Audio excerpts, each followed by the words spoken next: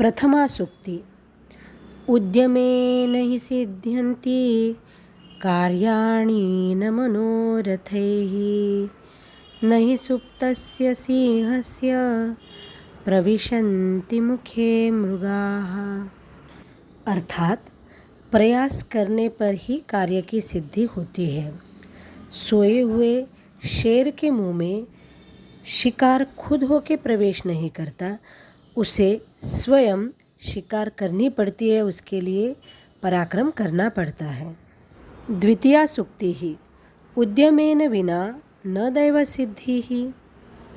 प्रयास किए बगैर दैव को यानी नसीब को, किस्मत को प्राप्त नहीं कर सकते हैं। तृतीया सूक्ति ही। निद्रा तंद्रा भयं क्रोधम आलस्यम दीर्घसूत्रता षड्दोषा पुरुषेणेह त्यक्तव्या भूतिमिच्छता। स्वयं के भले की इच्छा करने वाले व्यक्ति ने निद्रा, नशा, भय, क्रोध, आलसीपन, देरी से काम करने की आदत, इन 6 दोषों को त्याग देना चाहिए। चतुर्था सूक्ति ही। दैवेन देयम इति का पुरुषा वदन्ति। जो भी मिलना है किस्मत से मिलेगा, ऐसे कायर लोग कहते हैं। पंचमा सूक्ति ही। कृते यत्नेपि यदि न कार्य सिद्धि रे मानव वदत्वम को अत्र दोषः। कार्य ठीक तरह से करने पर भी अगर सिद्धि प्राप्त नहीं होती है तो हे मानव, उसमें दोष ही क्या है। षष्ठा सूक्ति ही।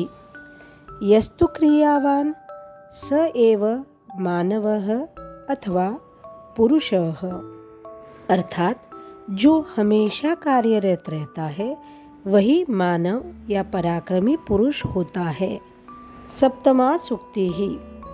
अगच्छन् वैनते योऽपि पदमेकं न गच्छति गच्छन् पिपीलिकाश्चैव योजनानां शतान्यपि। अर्थात चलने की इच्छा नहीं रहने वाला गरुड़ होकर भी एक भी कदम आगे नहीं बढ़ सकता है, और चलते ही जाने वाली चींटें भी सैकड़ों योजन दूर तक पहुंच जाती हैं। अष्टमा उक्ति ही। आलस्यम ही मनुष्याणां शरीरस्थो महान् रिपुः नास्त्युद्यमसमो बन्धु कृत्वायं नावसीदति। अर्थात मनुष्य के शरीर में रहने वाला सबसे महान शत्रु यानी आलस्य है। उद्यम यानी सदा कार्यरत रहना, प्रयास करते रहना, उसके जैसा दूसरा कोई बंधु नहीं है, और उद्यम करने वाला कभी भी हारता नहीं है। नवमा सूक्ति ही। यथा हेकेन चक्रेण रथस्य न गतिर्भवेत् तथा पुरुषकार्येण विना दैवं न सिद्ध्यति। अर्थात जैसे एक ही पहिए से रथ को गति प्राप्त नहीं होती है, रथ आगे नहीं बढ़ सकता है, उसी तरह से पुरुष कारण यानी पुरुषार्थ के बिना दैव की सिद्धि नहीं होती है। तो यहाँ पे रथ के 2 पहिए यानी दैव यानी डेस्टिनी और पुरुषार्थ ऐसा कहा गया है। दशमा उक्ति ही। उद्यमः साहसं धैर्यं बुद्धिशक्तिः पराक्रमः षडेते यत्र वर्तन्ते तत्र देव सहायकृत। अर्थात उद्यम, साहस, धैर्य, बुद्धि, शक्ति, पराक्रम, ये 6 बातें जहाँ पे रहती है वही देव सहायभूत होता है। एकादशमा उक्ति ही।